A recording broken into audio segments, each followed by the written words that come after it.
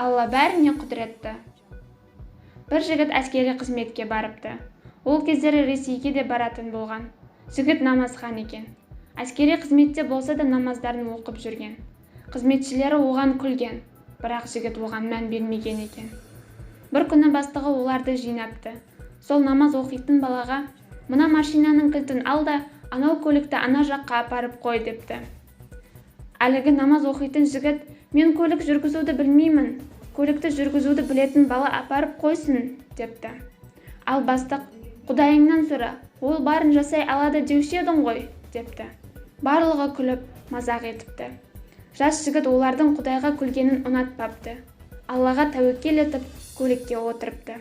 Дұға етіп, Алладан жәрдем тілеп, көлікті амалдап белгіленген жерге жеткізіпті. Көліктен түсіп қараса, барлығы жылап жатқан екен. Жігіт таң қалыпты.